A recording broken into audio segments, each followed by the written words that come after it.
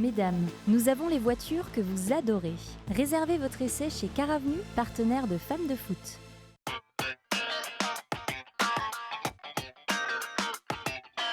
Et c'est un professeur et neurologue que vous recevez ce soir. Oui, tout à fait. La semaine dernière, nous parlions de Peggy quand tu étais en vacances.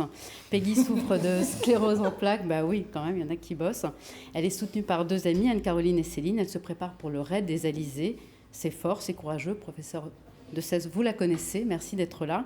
Vous êtes neurologue à l'hôpital d'Haute-Pierre. Vous allez nous parler de la sclérose en plaques. C'est quoi cette maladie et qui est touché ? Alors c'est vrai que c'est une maladie qui n'est pas très connue, bien qu'elle soit fréquente, puisqu'elle touche plus de 100 000 personnes en France et plus de 4 000 en Alsace. Cette maladie est une maladie du système immunitaire qui est la première cause de handicap du sujet jeune, en dehors des accidents de la route, qui fort heureusement diminuent, alors que la sclérose en plaques a plutôt tendance à augmenter. Donc c'est une maladie qu'il faut connaître et qui malheureusement va accompagner le patient tout au long de sa vie, donc on essaie de les accompagner. Il y a beaucoup de cas en Alsace et oui. Ce sont particulièrement les femmes qui sont touchées. Pourquoi les femmes ? Alors, on ne sait pas exactement pourquoi les femmes. Bon, toutes les maladies du système immunitaire en général touchent plutôt les femmes, mais c'est vrai qu'on est entre 2 tiers et 3 quarts de femmes, donc c'est quand même une haute proportion. Et on pense qu'il y a une participation hormonale, probablement des hormones femelles, mais bon, il y a aussi bien sûr les hormones mâles qui peuvent aussi jouer un rôle en compensation. Il y a quand même des hommes qui sont atteints de cette maladie, ça n'est pas que l'apanage des femmes, mais c'est vrai que c'est une maladie qui touche généralement les femmes entre 20 et 40 ans au début et qui va les accompagner tout au long de leur vie et qui bien sûr va poser des soucis. Quels sont les symptômes associés ? Comment on la diagnostique cette maladie ? Alors on la diagnostique de plus en plus facilement et précocement, je dirais, puisqu'on a maintenant accès assez aisément aux IRM. C'est vraiment l'examen clé. Les symptômes qui vont alerter les patients... Ce sont les images là, qu'on voit, qui sont intéressantes. Voilà, si vous voulez nous les commenter. Oui, c'est-à-dire qu'il y a une inflammation d'abord de la gaine de myéline. La gaine de myéline, c'est comme un câble électrique qui est entouré de sa gaine qui permet que l'influx nerveux passe plus vite d'un endroit à un autre. Et quand il y a une inflammation de cette gaine de myéline, eh bien, l'influx se fait moins rapidement. Donc ça va se traduire par un flou de la vision, par une difficulté pour marcher, par un problème de sensibilité qui va durer plusieurs jours, plusieurs semaines. Ouais, il ne faut pas avoir peur. Il faut quand même que ce soit sur la durée. Oui, c'est quelque chose qui dure. C'est pas on croise les jambes, on a 3 fourmillements. Non, c'est quelque chose qui dure plusieurs jours, qui souvent quand même va régresser. Donc ce qu'on appelle des poussées.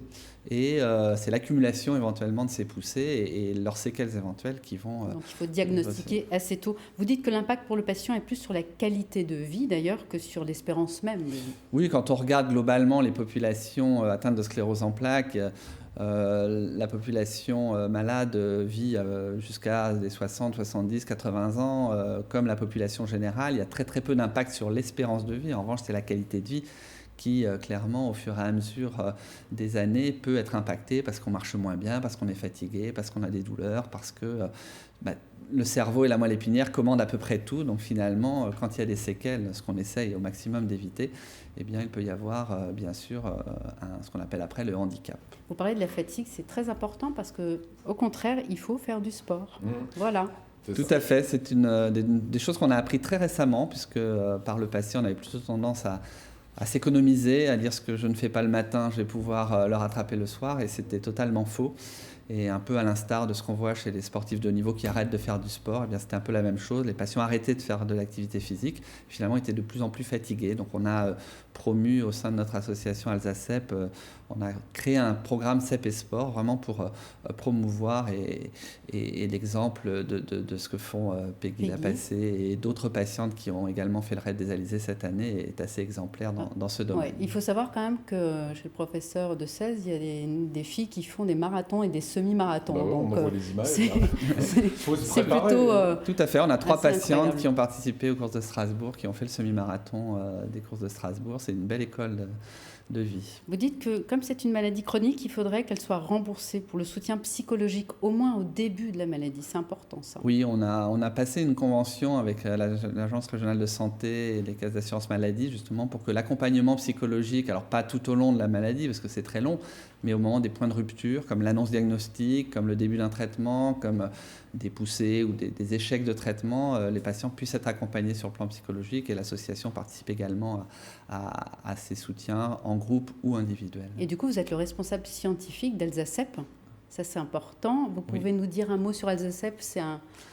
vous accompagnez vraiment le patient. Oui, c'est vraiment c'est la prise en compte de la maladie dans sa globalité. Nous, notre slogan, il est assez simple. C'est vraiment que le patient, qu'il habite Wissembourg, Saint-Louis, la vallée de la Bruche ou Sarre-Union, il ait le même accès aux soins, les mêmes possibilités de se soigner et d'être accompagné, surtout dans cette maladie, parce qu'on sait que c'est chaotique et que notamment au début, il vaut mieux prendre le bon chemin pour pouvoir accéder au traitement et au soutien qu'on peut lui Voilà apporter. pourquoi l'association Alzacep est très très très importante. La journée mondiale, c'est fin mai. Oui. On vous remercie pour ce coup de projecteur. Un petit mot quand même, parce que je sais que Peggy, Céline regardent ce soir l'émission, toutes les patientes. Un petit mot pour toutes ces filles. Il faut les encourager, là, Jérôme. Ah oui, non, moi je dis chapeau, elles nous donnent des leçons de vie.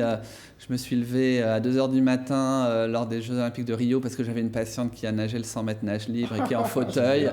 Donc voilà, c'est vraiment des leçons de vie. Bravo les filles. Et on va suivre leurs exploits puisqu'elles vont faire ce raid en fin d'année, là, au mois de décembre. Bravo pour ce que vous faites. Un site alzacep.org pour en savoir plus. Exactement, toutes les informations seront sur ce site.